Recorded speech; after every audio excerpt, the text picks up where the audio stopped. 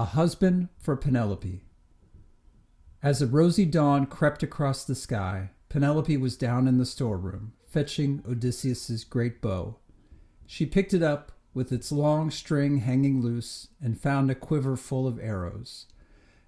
Then she ordered Eucleia to bring up all the bronze and iron axes that Odysseus had won as trophies. By the time the suitors arrived, everything was ready for the contest. Telemachus had set up the axes in a line down the center of the hall, and Penelope was sitting by the hearth with a great bow in her hand. "This is how I shall choose my next husband," she announced. "I shall marry the man who can string this bow and use it to shoot an arrow through the loops of all these axes."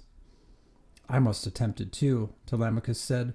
"No one shall touch my father's bow before I have tried my strength and skill." He picked up the bow in both hands. 3 times he tried to bend it, but he couldn't quite loop the string into place. On his 4th attempt, he might have managed it, but Odysseus warned him off with a tiny shake of his head. That wouldn't fit their plan. As soon as Telemachus put down the bow, the suitors came crowding forward, each determined to pass the test and win Penelope. One by one, they picked up the bow and struggled to string it, but no one was strong enough.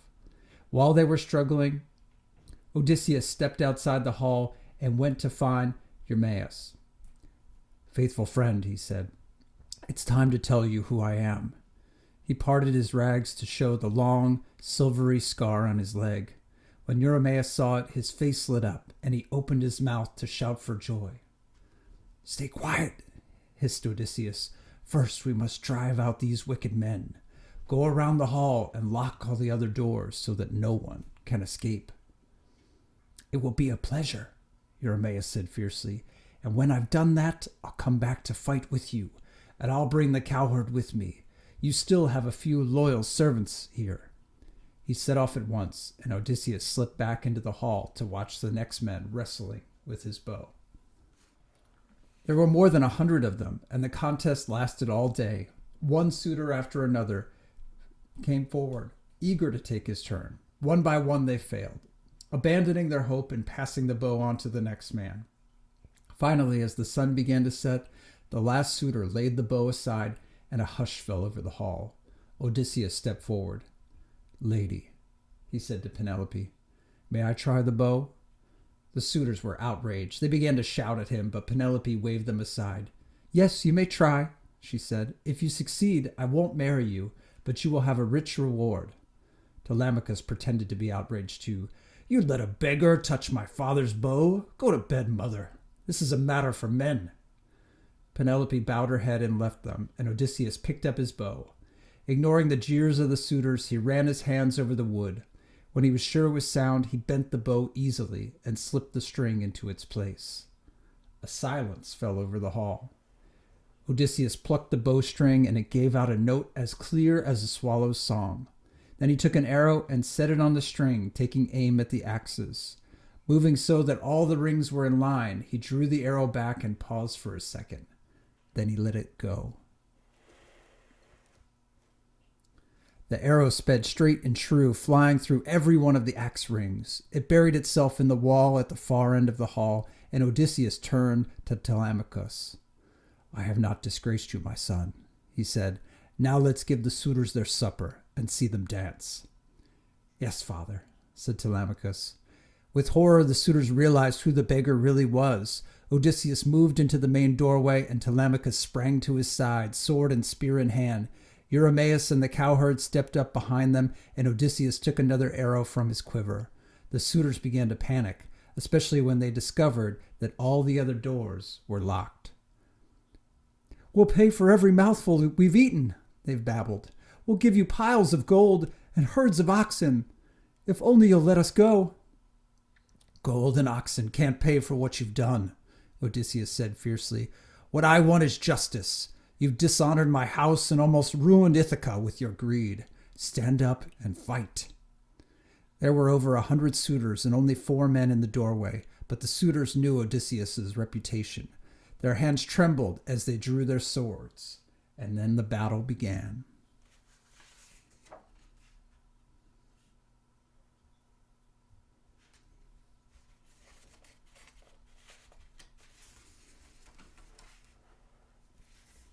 It was a bloody and terrifying fight. Odysseus allowed a few of the men to escape with their lives, but the others had to pay for their crimes. By the time the battle was over, almost all the suitors were dead. Odysseus gave orders for the bodies to be removed. Then he had the hall cleaned and purified it with fire and sulfur. When everything was as it was used to be, he sent Eurycleia upstairs to announce that he was home. The old nurse ran to Penelope's room and leaned over her bed. "Wake up," she said. "Your prayers have been answered. Odysseus is here." Penelope lifted her head from the pillow. "Don't make fun of me," she said. "I'm serious," Eurycleia insisted. "That old beggar was Odysseus in disguise, and now he's destroyed all your wicked suitors. Come and see." Penelope still didn't believe her. How could one man on his own defeat so many people? If the suitors have really been killed, it must have been done by one of the gods. Odysseus died long ago in some far-off foreign land. "What nonsense," Eurycleia said. "Come downstairs and you'll see." "I'll come to see Telemachus," Penelope replied, "but I won't let a trickster take me in." She got out of bed and walked to the top of the stairs. Looking down, she saw the great hall, empty and clean at last, with the fresh wind blowing through it, and there in the middle of the hall was Telemachus, standing shoulder to shoulder with the ragged beggar. Could that really be Odysseus? Penelope was afraid to believe it. She had been fooled too many times before and heard too many lies. Ignoring the beggar completely, she went straight to Telemachus and hugged him. "What's the matter with you?" said Telemachus. "Can't you see my father here? You've waited so long. Why don't you greet him now?" Penelope looked sideways at the beggar. "If he is really my husband," she said, "I shall know soon enough. Odysseus and I share many secrets that no one else knows." Telemachus shook his head impatiently, but Odysseus stayed calm. He had waited a long time already, but he was wise and patient. "Give your mother a chance to make up her mind," he said to Telemachus. "Let's bathe and put on clean clothes. Then we'll ask the musicians to play some dancing music and see what happens." The two of them went away to wash off the blood from the fight. Then Odysseus dressed in his own royal clothes and went out into the hall. Penelope was sitting beside the fire, staring into the flames and listening to the music. Quietly, Odysseus sat down next to her. "What an odd woman you are," he murmured. "Here I am, back after 20 years, and you won't even speak to me. Any other woman would have thrown herself into her husband's arms."